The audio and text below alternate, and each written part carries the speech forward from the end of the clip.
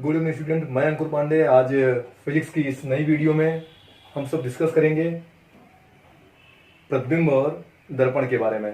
पहले तो प्रतिबिंब क्या होता है इसके बारे में बताएंगे आपको, उसके बाद हम दर्पण पर डिस्कस करेंगे। तो आइए आज क्या क्या जानने हैं, सबसे पहले वो हम ध्यान देते हैं कि क्या क्या है। एक तो प्रतिबिंब,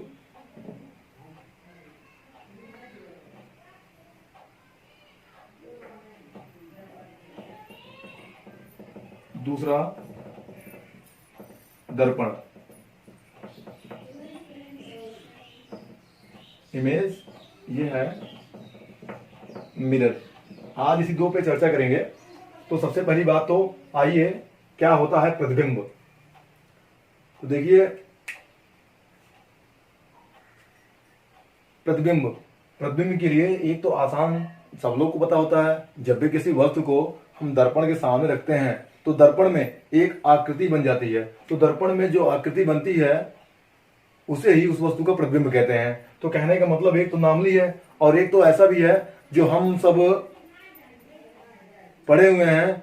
जब भी किसी वस्तु से या वस्तु के किसी बिंदु से चलने वाली प्रकाश की किरणें परावर्तन या अपवर्तन के पश्चात जिस बिंदु पर मिलती हैं या मिलती हुई प्रतीत होती हैं, उस बिंदु को वस्तु को प्रतिबिंब कहते हैं।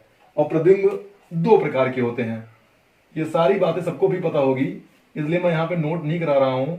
आप लोग लिख भी सकते हैं, क्योंकि मैं यहाँ से मुंह से आपको ये बातें बता रहा हूँ, यहाँ पे नोट नहीं करा रहा हूँ, क्योंकि ये हाई स्कूल में आपने एक बार पढ़ रखा है क्या होता है प्रतिबिंब। और वैसे भी आप कह सकोगे किसी भी वस्तु की छाया, शैडो होती है। अगर देखा जाए तो किसी भी वस्तु की छाया, देखिए यहाँ हम खड़े हुए हैं तो लाइट से मेरी एक छाया बन रही है यहाँ पे, इसको ये मेरे शरीर की वर्चुअल प्रतिबिंब कही जाएगी। कहने का मतलब ये आभासी प्रतिबिंब होगी, काल्पनिक प्रतिबिंब होगी। तो देखिए इमेज जो होती है दो प्रकार की होती है। एक होगी वास्तविक प्रतिबिंब और दूसरी होती है आभासी प्रतिबिंब। अब देखिए वास्तविक प्रतिबिंब को अंग्रेजी क्या बोलते हैं बेटा? Real image. इसको बोलेंगे इमेजिनरी।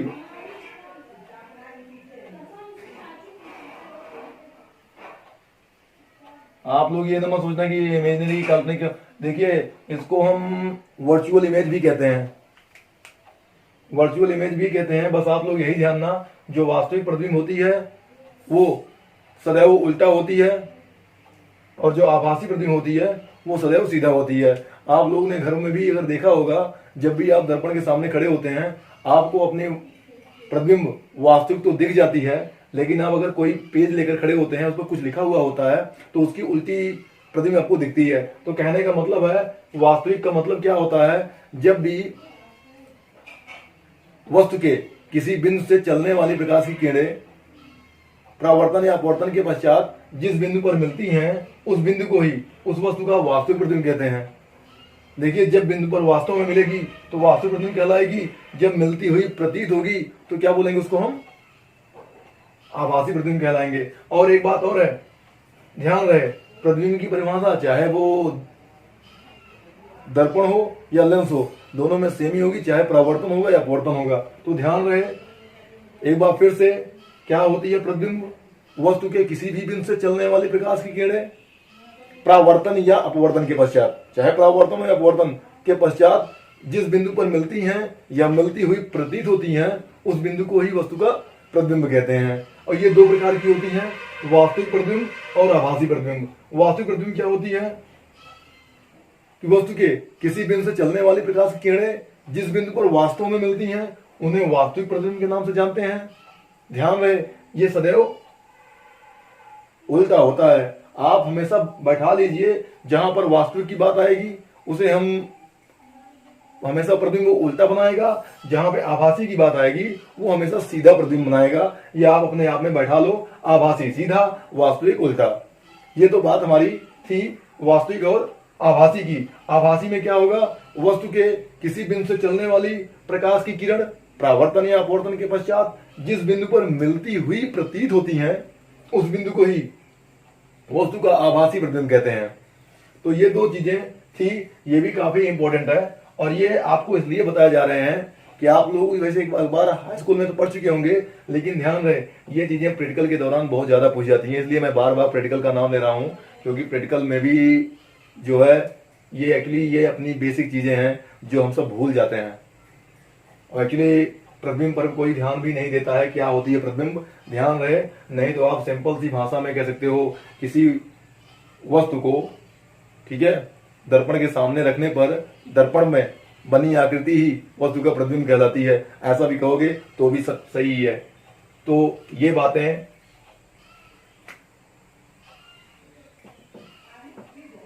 क्लियर हो गई होगी, ठीक है। तो एक बात और ध्यान दीजिए, इनको हम पर्दे पर ले सकते हैं वास्तविक प्रतिबिंब को, और आभासी प्रतिबिंब को हम पर्दे पर नहीं ले सकते, ये भी बात ध्यान देना, क्योंकि इसके आपको अंतर जो है ये भी जानना चाहिए। तो आइए चर्चा करते हैं दर्पण।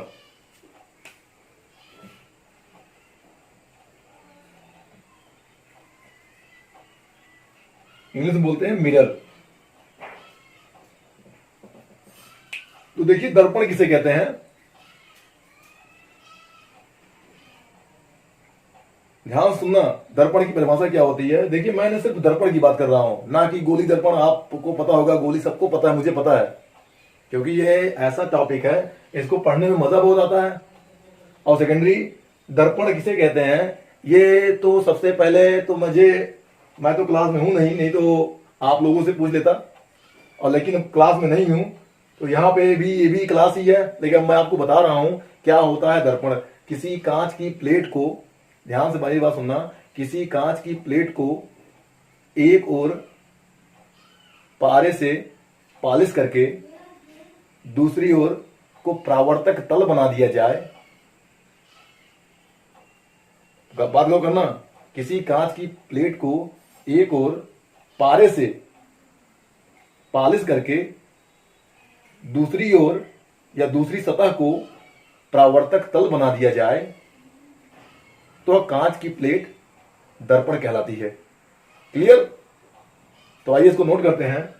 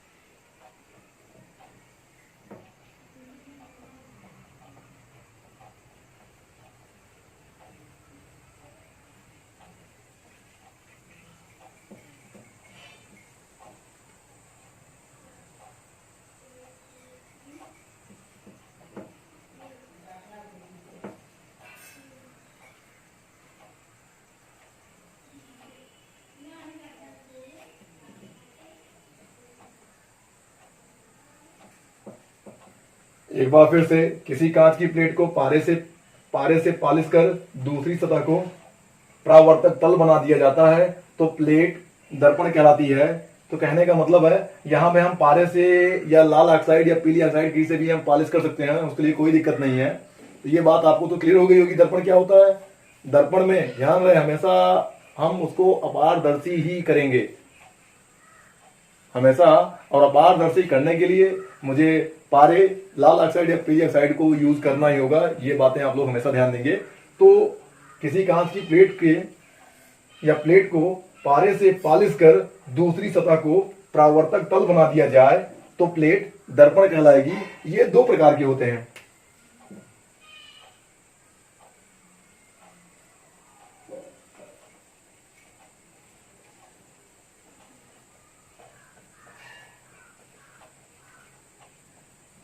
दर्पण दो प्रकार का होता है। फर्स्ट, समतल दर्पण,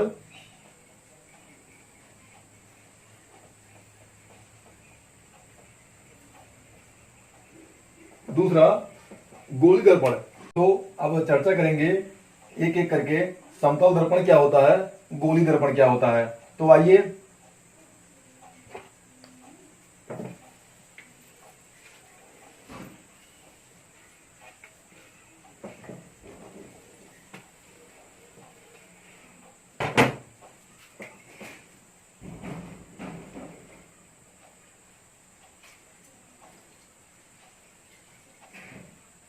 समतल दर्पण,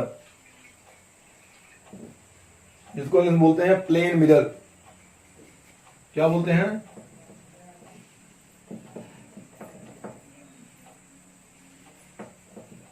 प्लेन मिरर कहते हैं। तो आइए समतल दर्पण की परिभाषा क्या होगी। देखिए समतल दर्पण की जो परिभाषा होगी, आइए इसके बारे में करते हैं। किसी कांच की समतल प्लेट को, किसी कांच की समतल प्लेट को एक तल पारे से पालिश कर दूसरे तल को परावर्तक तल बना दिया जाए तो दर्पण समतल दर्पण कहलाता है। क्लियर? एक बार फिर से कि किसी कांच की समतल प्लेट को, किसी कांच की समतल प्लेट को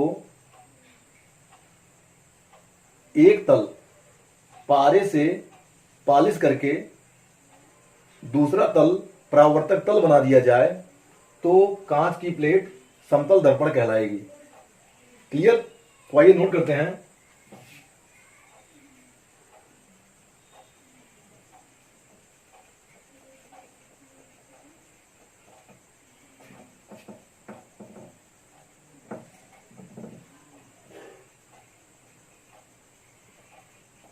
समतल प्लेट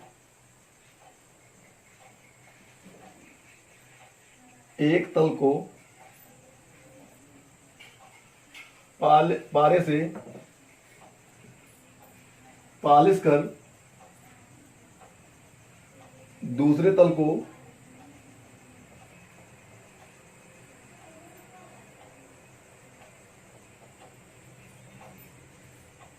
परावर्तक तल बना दिया जाए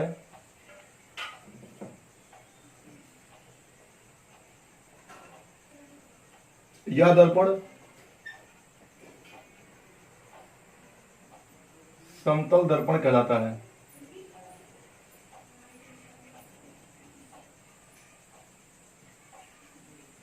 कहने का मतलब क्या है, ध्यान देंगे कि कैसे होता है समतल दर्पण में। हम एक फिगर के माध्यम से दिखा दे रहे हैं आपको प्रेजेंट टाइम में। ये हो गई समतल दर्पण। अब एक प्रकाश की किरण इस पर पड़ती हुई दिख रही है, जो परावर्तन होगा उसी माध्यम में वापस लौट जाएगा। और सेकेंडरी इस सतह पर मैंने एक लंबवत रेखा खींच दी, जिसको क्या बोलेंगे, अभिलंब बोलेंगे। ये नॉर्मल पॉइंट हो गया, ये इंसिडेंस रेज हो गई, इंसिडेंस रे, ये क्या हो गई, रिफ्लेक्टेड रे,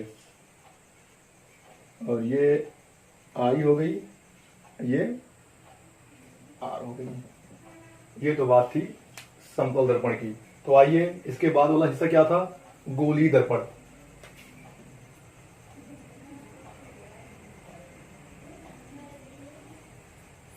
स्फेरिकल मिरर।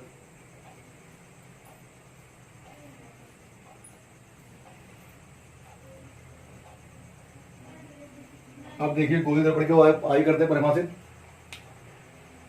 तो सिंपल भाषा में किसी खोखले गोले का कटा हुआ भाग, किसी खोखले गोले का कटा हुआ भाग गोलीय दर्पण कहलाता है जब उसका एक सतह पारे से पालिश किया गया हो। सिंपल सी भाषा में कहने का मतलब क्या है, किसी खोखले गोले का कटा हुआ भाग गोलीय दर्पण कहलाता है जब उसका एक सतह पारे से कलई किया गया हो। तो ये इसकी तो परिभाषा थी। तो आइए हम इसकी परिभाषा नोट कर लेते हैं। किसी खोखले गोले का कटा हुआ भाग गोलीय दर्पण कहलाता है।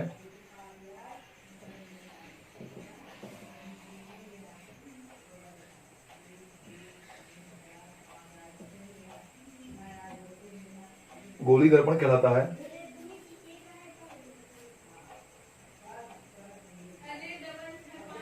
जब उसका एक तल पारे से कलई किया गया हो।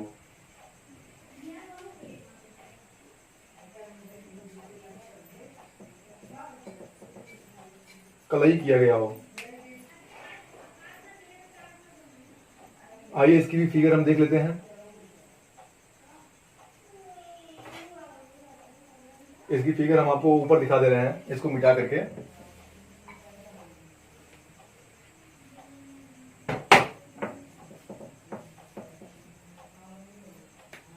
देखिए, ये एक खोखला गोला हो गया। खोखले गोले को मैंने यहां से बीच में से काट दिया। ये तो मेरा इसका हो गया, वो मैंने यहां बीच से काट दिया।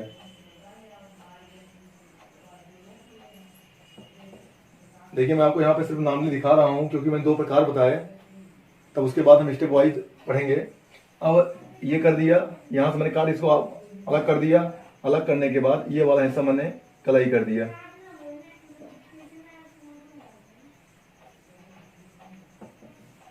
ये वाला हिस्सा मैंने कलाई कर दिया। अब कलाई करने के बाद अब इसका ये वाला जो सिरा है इधर वाला, ये परावर्तक तल होगा। ये परावर्तक तल होगा, यही हमारा गोलीय दर्पण कहलाता है। अगर इसको हम ऐसा मिला देते हैं, ये देखिए, अगर देखा जाए इस वृत्त का क्या होगा, व्यास होगा ना। और अगर इसको सीधा ऐसे लेकर के जाएंगे तो यही बाद में मेन एक्सिस के नाम जानी जाएगी। ये हमारा क्या हो जाएगा, और ये हमारी वक्रता केंद्र के नाम जानी जाएगी। ये तो मेरी हो गई स्फेरिकल मिरर हो गई।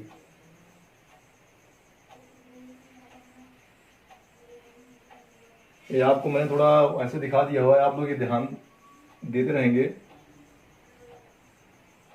मैंने यहाँ पे इसको अलग नहीं कर रहा हूं, अलग करेंगे तो ये ऐसे अलग हो जाएगा।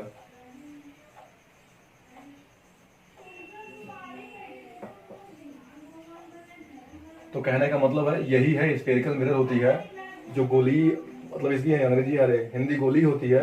और इसका एक सतह क्या होती है, कलई किया गया होता है।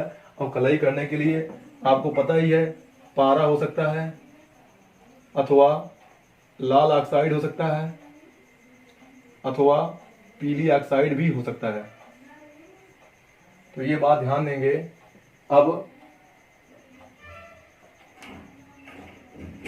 हम पढ़ेंगे समतल दर्पण पर प्रकाश का परावर्तन। सो इतना आप नोट कर लीजिए, और इसके बाद हम नेक्स्ट वीडियो में मिलेंगे।